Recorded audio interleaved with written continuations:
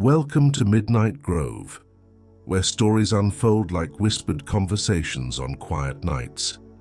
Tonight's tale, The Last Train Home, is a journey through unspoken truths, reconciliation, and finding peace in the spaces between.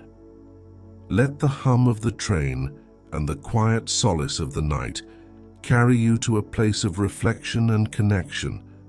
Settle in, take a deep breath, and let the story begin. The Last Train Home. Chapter 1. The Platform. The soft hum of fluorescent lights buzzed overhead, casting a pale, sterile glow over the empty train station. The linoleum floor, scuffed from years of hurried footsteps, stretched out in neat, parallel lines that seemed to lead nowhere. At this hour, the world outside felt like a distant dream, the life and noise of the city muted to a faint echo beyond the heavy glass doors. Maya sat on the edge of a cold metal bench, her body hunched forward, hands cradling a half-empty cup of lukewarm coffee. She had taken this seat hours ago, and though her body ached from the hard surface, she hadn't moved. The world outside may have been restless, but in here, time stood still. She glanced at the large analog clock hanging above the ticket booth. The black hands moved slowly, almost begrudgingly, marking each passing minute with a quiet, mechanical tick. 2:47 a.m. Another 3 minutes gone. The last train of the night would come and go, and still she waited. Her phone sat on the bench beside her, its screen dark and unyielding. Occasionally she would tap it awake, the faint hope of a missed message flickering in her chest. But it was always the same. No new notifications, no texts, no calls. Just the glowing numbers at the top, telling her exactly how long she had been alone. Maya sighed and shoved the phone back into her pocket. She had left the house in a storm of anger earlier that evening, slamming the door so hard the windows had rattled. The argument with her mother replayed in her mind like a broken record. Sharp words, accusations hurled back and forth, both of them too stubborn to back down. Her mother had told her she was running away from her problems. Maya had said she was tired of always being the one to fix things. Neither had listened.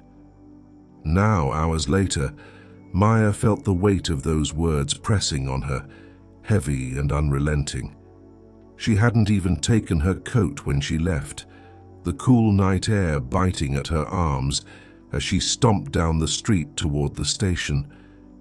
She had come here without a plan, without a destination, just the overwhelming need to be anywhere but home, a lonely vigil. The station was a liminal space, suspended between departure and arrival, past and future. It was never meant for staying, yet here she was, lingering in the in-between. Maya watched as a few late-night travelers shuffled past, their faces drawn with fatigue. Some clutched briefcases, others luggage, their bodies wrapped in heavy coats to ward off the chill of the early hours. An older man sat 2 benches down, his hands trembling slightly as he unfolded and refolded a crinkled newspaper. Every so often, he would glance at the clock, his lips moving silently, as if reciting a prayer to the passage of time. Maya wondered what his story was. Was he waiting for someone? A family member, a friend? Or was he, like her, simply passing time, avoiding the places where his thoughts might catch up to him? The sound of a distant train echoed through the station, the faint rumble vibrating beneath her feet. It wasn't her train, she knew that instinctively. Still, her eyes flicked toward the tracks, watching the glow of the headlights approach before the train slid past without stopping, its sleek metal form vanishing into the night. She sighed again, the sound hollow in the vast emptiness. Her coffee had long since lost its warmth, but she sipped it anyway, the bitter liquid grounding her in the present. She thought of her mother, probably still awake, pacing the kitchen or sitting stiffly in her worn armchair, waiting for a call that wouldn't come. Maya hated that she felt guilty. She hated even more that she wasn't sure if she had been wrong. The stranger. The next train arrived with a hiss of air brakes and the metallic clang of doors sliding open. A handful of passengers stepped off, their faces pale and drawn in the station's artificial light. Among them was a man in his late 60s, dressed in a long, worn coat that looked like it had seen decades of use. He carried a small suitcase in one hand, the leather scuffed and fraying at the corners. He paused for a moment on the platform, his eyes scanning the rows of empty benches. When his gaze settled on Maya, he hesitated, then gave her a small, almost imperceptible nod. He chose a bench directly across from hers, placing his suitcase carefully at his feet before sitting down with a quiet grunt. Maya tried not to stare, but there was something about him that drew her attention. His face was lined with age, his silver hair neatly combed back, though a few strands fell forward when he tilted his head. His hands, resting on his knees, were rough and calloused, the kind of hands that had known hard work. He didn't seem to notice her watching. Instead, his focus was on the suitcase, his thumb tracing the worn handle in a slow, repetitive motion. There was a stillness about him, a quiet weight, as though he carried more than just the physical burden of his luggage. For a long while, neither of them spoke. The station's quiet hum filled the space between them, broken only by the occasional shuffle of footsteps or the faint crackle of the loudspeaker. Finally, the man looked up, his amber eyes meeting hers. His voice, when he spoke, was low and steady, like the rumble of distant thunder. "Waiting for someone?" he asked. Maya hesitated, unsure how to respond. The question felt too close, too direct, cutting through the wall of silence she had built around herself. She considered deflecting, offering a vague excuse, but something in his gaze made her pause. "No," she said quietly, "not really." The man nodded, as if her answer made perfect sense. He leaned back slightly, his eyes drifting toward the tracks. "Sometimes, waiting's the hardest part." His words lingered in the air, simple yet profound. Maya felt a strange sense of understanding pass between them, as if they shared some unspoken truth. She wanted to ask him more, where he was going, why he was here, but the words caught in her throat. The departure. The last train of the night arrived with a low, mournful whistle. Its headlights cut through the dimness, illuminating the platform as it slowed to a stop. The loudspeaker crackled to life, announcing the train's destination in a garbled monotone. The man stood, his movements slow and deliberate. He reached for his suitcase, lifting it with a quiet grunt, and turned to Maya. "Take care of yourself, young lady," he said, his voice softer now. "Whatever you're waiting for, sometimes it finds you when you least expect it." Maya blinked, caught off guard by the weight of his words. Before she could respond, he gave her a small nod and stepped onto the train. The doors slid shut behind him, and within moments, the train began to pull away, its rhythmic clatter fading into the night.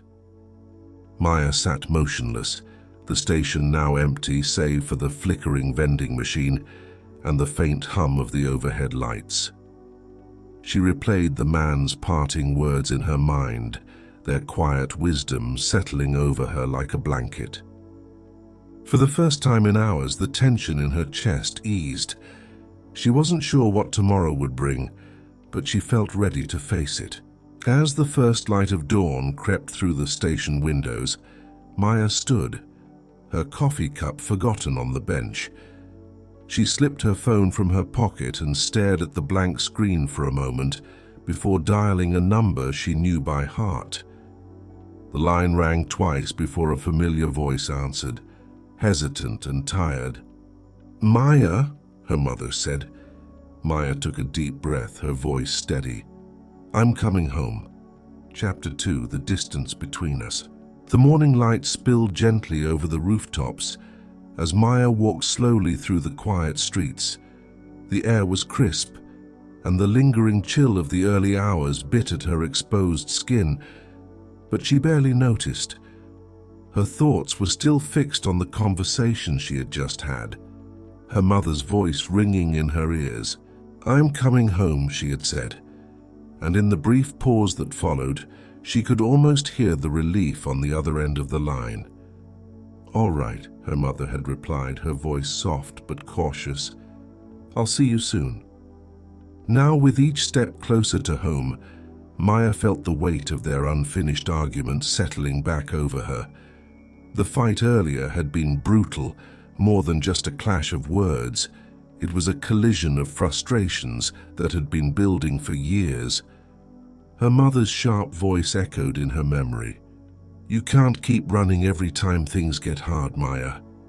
And Maya's response, cutting and defensive. "Maybe I wouldn't have to if you didn't expect me to fix everything."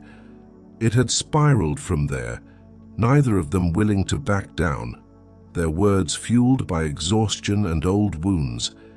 But now, as Maya replayed the scene in her mind, she could see the cracks beneath her mother's anger, the worry, the fear of losing her.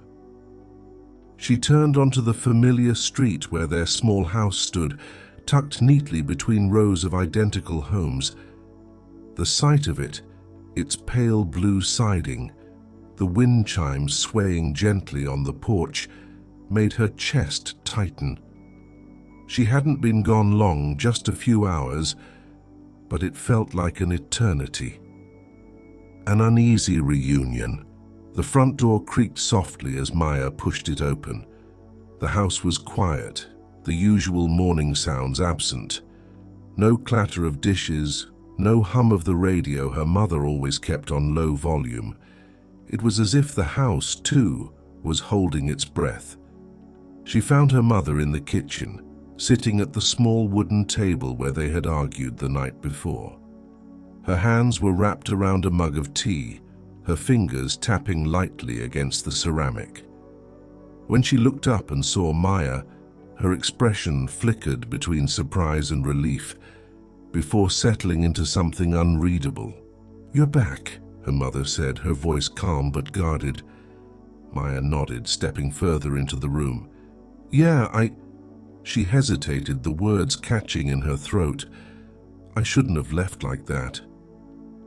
Her mother studied her for a moment, then gestured to the chair across from her. "Sit down, let's talk."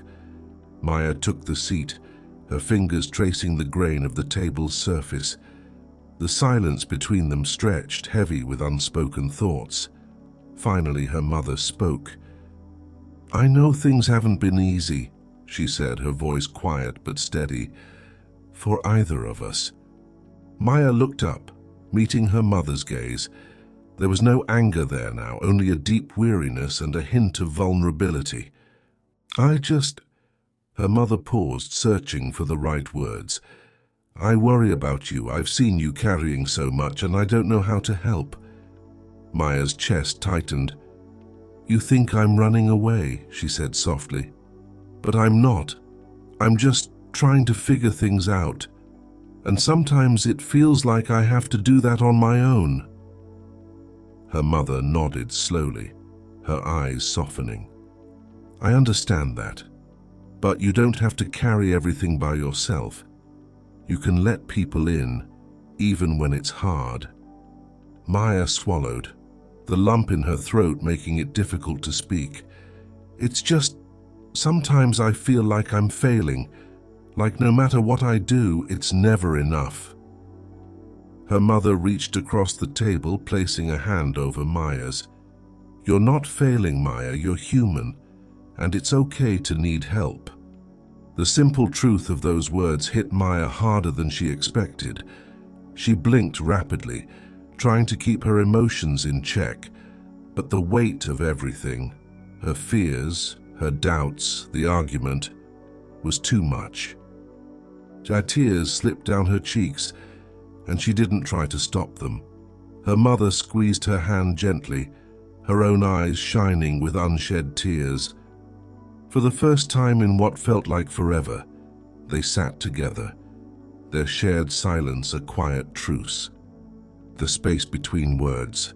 As the morning light shifted, painting the kitchen walls in soft gold, Maya and her mother began to talk. Slowly, cautiously, they navigated the minefield of their past arguments, each taking small steps toward understanding. They spoke of the pressures Maya felt, the expectations she had placed on herself. They spoke of her mother's fears, her struggle to let go and trust that Maya would find her way. It wasn't easy. There were moments when the tension threatened to rise again, when old habits of defensiveness and frustration crept in. But each time they paused, reminded of the fragile progress they were making. At one point, Maya's mother stood and refilled their mugs, the familiar scent of chamomile filling the room. She placed a fresh cup in front of Maya, her movements deliberate and steady. "Do you remember when you were little?" her mother said, her voice lighter now. "And you used to hide in the backyard every time you got upset?" Maya managed a small smile. "Yeah, I thought if I stayed there long enough, everyone would forget I was mad." Her mother chuckled softly. "You always came back, though. You couldn't resist the cookies I'd leave on the counter." The memory brought a warmth to the room, a reminder of the love that had always been there, even in the hardest moments. A step forward. By the time the sun was fully up, the heaviness in the room had lifted. There were still things left unsaid, wounds that would take time to heal, but for now, they had found a fragile peace. Maya stood, stretching her stiff limbs. "I think I'm going to take a walk," she said. "Clear my head." Her mother nodded, a small smile on her lips. "Take your time, and Maya, thank you for coming back." Maya paused in the doorway, her heart full. "Thank you for waiting." As she stepped outside, the cool morning air wrapped around her like a familiar embrace. The world felt different now, the weight she had carried beginning to lighten. She didn't know what the future would hold, but for the first time in a long while she felt ready to face it.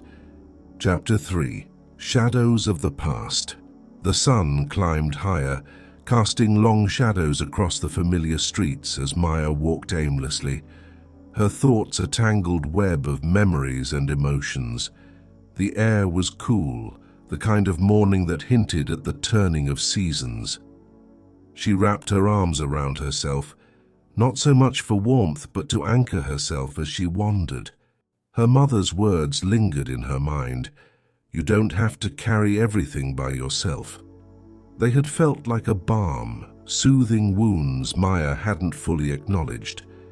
Yet they also stirred something deeper, memories of moments she had tried to bury, pieces of herself she hadn't dared confront. Maya's feet carried her to a small park she hadn't visited in years. It was quiet now, the playground empty, the swings swaying gently in the breeze. She sat on one of the benches, the wood worn smooth from years of use, and let her gaze drift. Here in the stillness, the past began to surface. The weight of memory. Maya was 14 the last time she had sat in this park, her world fractured in a way she hadn't known could happen. It had been late autumn, the air sharp and biting when her father had left. He hadn't slammed the door or raised his voice. He had simply packed a bag and walked out, leaving behind an empty chair at the dinner table and an ache that never quite went away. Maya had come here that night, sitting on the same bench, her heart heavy with questions she couldn't ask and feelings she didn't know how to name. For months afterward, the park had been her refuge, a place where she could escape the tension that filled the house. She would sit for hours, watching the leaves fall and listening to the distant hum of traffic, waiting for a sense of clarity that never came. Now, years later, the pain of that time still lingered, a quiet echo in the background of her life. Her father's absence had shaped her in ways she didn't fully understand, leaving her with a deep-seated fear of abandonment and an almost instinctive need to protect herself. As she sat there, the weight of those memories pressed down on her, but this time she didn't push them away. She let herself feel the sadness, the anger, and the longing for closure she had never received. A familiar face, the sound of approaching footsteps pulled Maya from her thoughts. She looked up to see an elderly woman walking slowly along the path, her cane tapping softly against the ground. Maya recognized her immediately. Mrs. Holloway, her old neighbor, who had lived next door to her family for as long as she could remember. Mrs. Holloway's face lit up with a warm smile when she saw Maya. "Well, if it isn't little Maya," she said, her voice rich with affection. "I haven't seen you in ages." Maya stood, returning the smile. "Hi, Mrs. Holloway, it's been a while." The older woman reached out, placing a gentle hand on Maya's arm. "I was just thinking about your mother the other day. How is she? And how are you, dear?" Maya hesitated, unsure how much to share.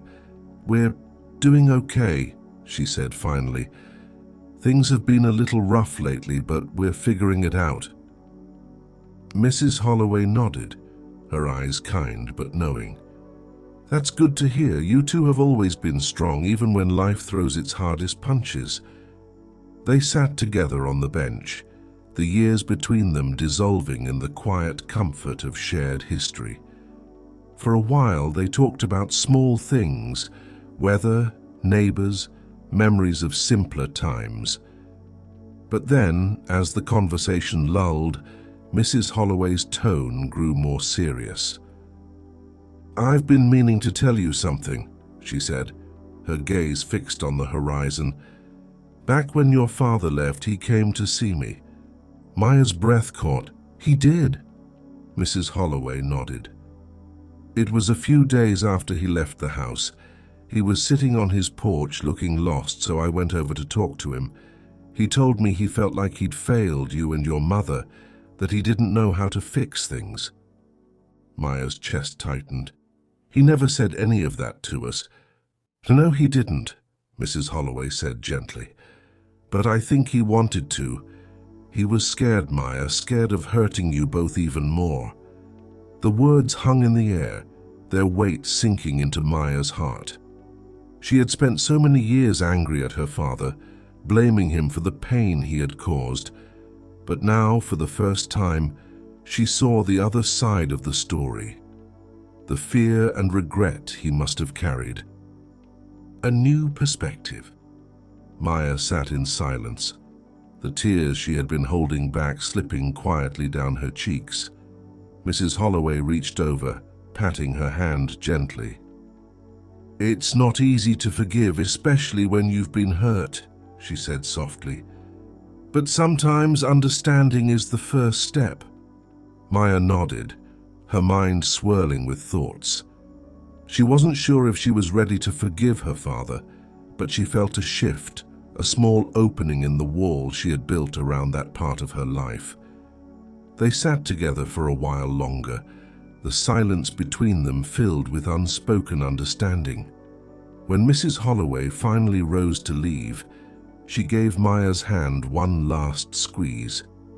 "Take care of yourself, dear," she said. "And remember, it's never too late to find peace." Maya watched as the older woman walked away, her figure growing smaller until it disappeared around the bend. The road ahead, As the sun began its slow descent, painting the sky in soft hues of orange and pink, Maya stayed on the bench, her thoughts quiet but steady. The park, once a place of refuge and solitude, now felt like a space for reflection and growth. She thought about her mother, waiting for her back home, and about the journey they were both on, separate but intertwined. She thought about her father, the man who had left but never truly let go, and the possibility of understanding him, even if from a distance. For the first time in a long while, Maya felt a sense of clarity. The path ahead wouldn't be easy, but she was ready to face it one step at a time. When she finally stood to leave, the cool evening air wrapped around her like a quiet embrace. She walked slowly back toward the street, the weight of the past no longer as heavy as it once was. The distance between them all, her mother, her father, even herself, felt a little smaller now, and for that she was grateful.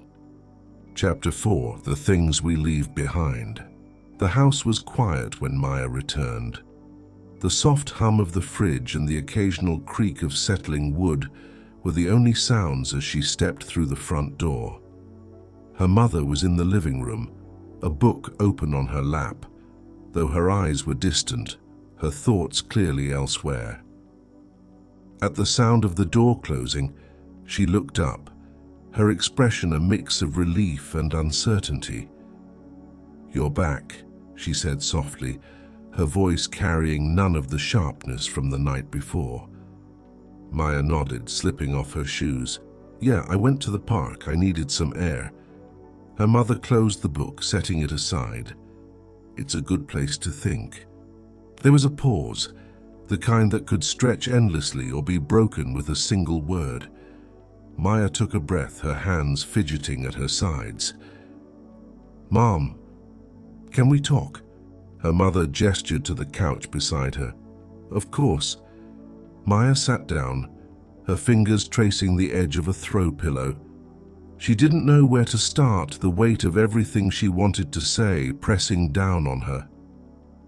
But she thought of Mrs. Holloway, of her father's unspoken regrets, and found the courage to begin. "I've been carrying a lot," she said quietly. "Things I didn't even realize were weighing me down." Her mother's eyes softened and she nodded, waiting for her to continue. "Unspoken truths. When Dad left, I was angry," Maya said, her voice trembling slightly. "Angry at him for leaving, at you for not stopping him, and at myself for not knowing how to fix anything." Her mother's expression faltered, a flicker of pain crossing her face. "Maya, it wasn't your job to fix things. You were just a kid." "I know that now," Maya said, her voice thick. "But back then it felt like everything was falling apart and I didn't know how to handle it.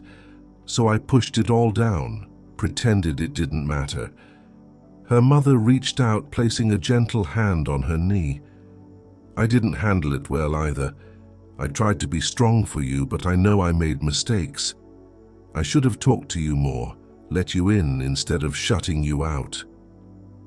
Maya blinked back tears, the honesty in her mother's words cutting through years of hurt. "I talked to Mrs. Holloway today," she said after a moment. "She told me Dad came to see her after he left." Her mother's eyebrows lifted in surprise. "He did?" "She said he felt like he failed us, that he didn't know how to fix things either." Maya's voice broke slightly. "It doesn't excuse what he did, but it makes me see him differently." Her mother leaned back, her gaze distant. "He was a complicated man. I know he loved you, even if he didn't always show it in the right ways. And I know leaving wasn't easy for him. But it doesn't mean it didn't hurt." Maya nodded, the weight of her mother's words settling over her. "I don't know if I can forgive him," she admitted, "but I think I want to try to understand him." Her mother's hand tightened gently on her knee. "That's a start, Maya, and it's enough for now." a step toward closure. They sat together in the quiet living room, the walls that had once held their silence now bearing witness to their shared vulnerability.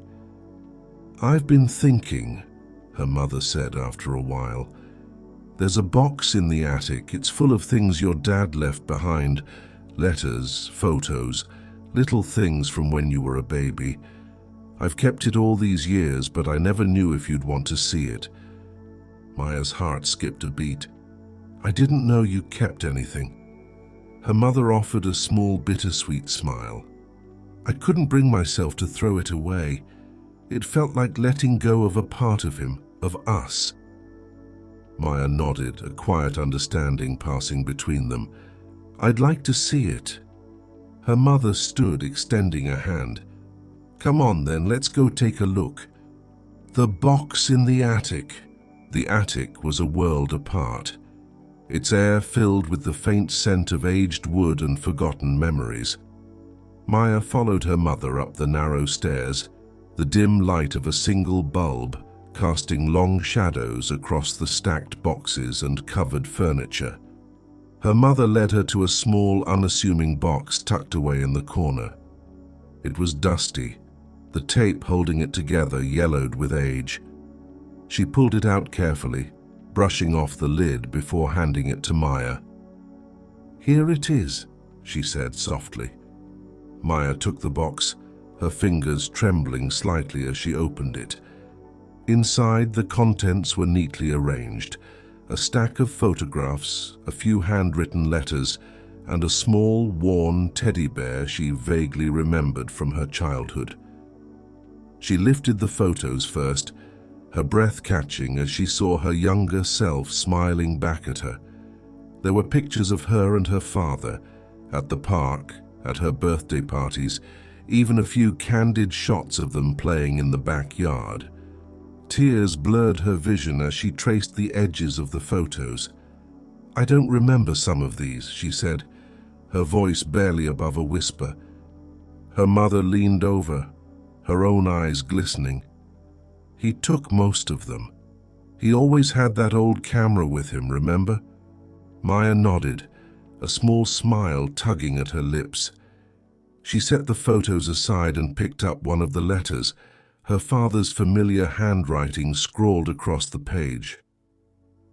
The words were simple, heartfelt. He spoke of his regrets, his love for her, and his hope that one day she would understand why he had left. It was a letter that had never been sent, but its presence here in her hands felt like a bridge between them. A different kind of goodbye. As Maya read through the letters, she felt a shift within herself. The anger and resentment she had carried for so long began to ease, replaced by a quiet acceptance. Her father's absence had shaped her, yes, but it didn't have to define her. Her mother sat beside her, their shared silence filled with unspoken understanding. "I should have shown you these sooner," she said finally, "but I wasn't ready. And maybe you weren't either." Maya nodded. "Maybe now's the right time." They spent the rest of the afternoon going through the box, each item a piece of the puzzle that was their shared history. They laughed at old memories, cried over lost moments, and found a sense of closure they hadn't realized they needed. Chapter 5: The Last Train Home. The sun dipped below the horizon, casting the attic in warm golden light. Maya closed the box gently, her hands lingering for a moment on its worn edges. She felt a strange mix of emotions: sadness for what was lost, gratitude for what had been found, and a quiet determination to move forward. She turned to her mother, who had been watching her with a soft, understanding expression. "Thank you," Maya said, her voice steady, "for keeping this, for sharing it with me." Her mother smiled and pulled her into a tight embrace. "Thank you for being ready to see it." They descended the attic stairs together, the house below welcoming them back with its quiet familiarity. In the kitchen, her mother poured them both cups of tea, the warmth of the mugs grounding them in the present. For a while they sat in comfortable silence, the air between them lighter than it had been in years. But Maya's thoughts were elsewhere, on the letters, the photos, and the lingering question of what came next. An unexpected letter. The next day, as the morning sun filled the kitchen with soft light, Maya shuffled in, still groggy from sleep. She found her mother already at the table, a small stack of mail in front of her. "There's something for you," her mother said, sliding an envelope across the table. Maya's heart skipped a beat when she saw the handwriting. It was her father's, slightly shaky but unmistakably his. The return address was unfamiliar, and she hesitated for a moment, her fingers hovering over the envelope. With a deep breath, she opened it, her eyes scanning the brief note inside. "Maya, I've thought about you every day. I'm sorry for the pain I caused, and I hope one day we can talk. I'm ready whenever you are. Love, Dad." Maya set the letter down carefully, her mind swirling with emotions. She had imagined this moment before, the possibility of hearing from him, but now that it was real, she wasn't sure how to feel.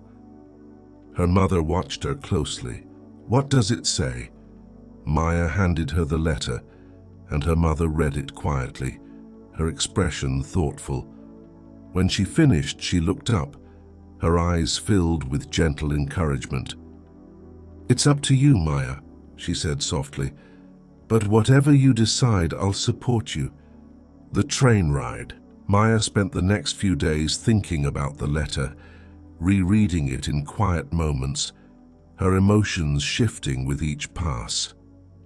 There were still unanswered questions, lingering fears, but beneath it all was a growing sense of clarity. One morning she made her decision. She packed a small bag, tucked her father's letter into her journal, and walked to the train station. Her mother walked beside her, their steps steady and unhurried. At the platform, Maya turned to her mother, who smiled warmly. "You've got this," she said, her voice steady with quiet confidence. Maya nodded, her heart swelling with gratitude. "I'll call when I get there." The train pulled into the station, its doors sliding open with a soft hiss. Maya stepped on, finding a seat by the window.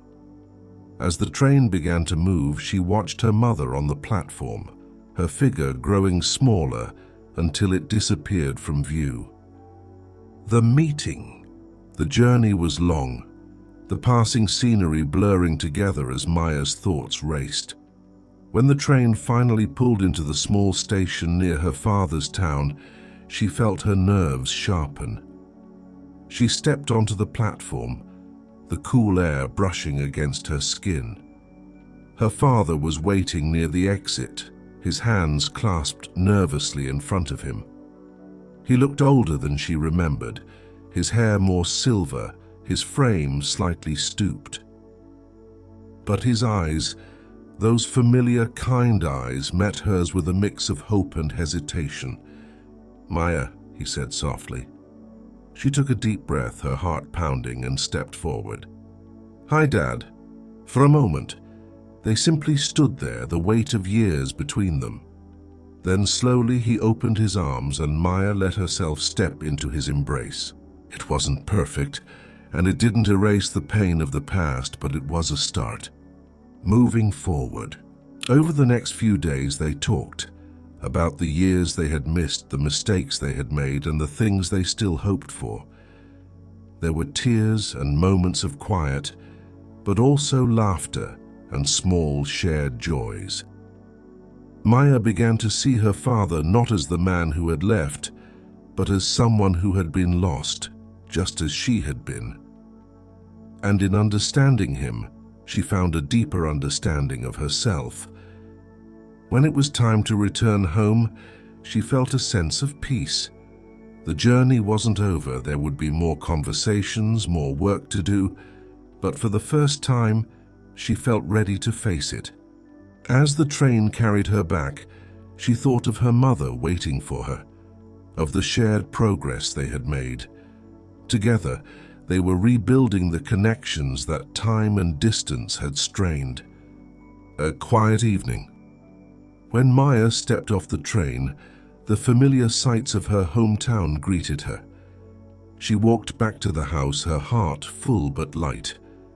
Her mother was waiting on the porch, her smile warm and welcoming. "How did it go?" she asked as Maya climbed the steps. "It was good," Maya said, her voice soft but sure. "Really good." They sat together on the porch, the evening air cool and refreshing. Above them, the first stars of the night began to appear, their light steady and constant. For the first time in a long while, Maya felt truly at home. Thank you for joining us for the last train home here at Midnight Grove. We hope this story of healing and self-discovery brought you comfort and a sense of calm. Remember, life's journeys often take unexpected turns, but every station offers a chance to reflect and grow. Sleep well, and may your dreams carry you home.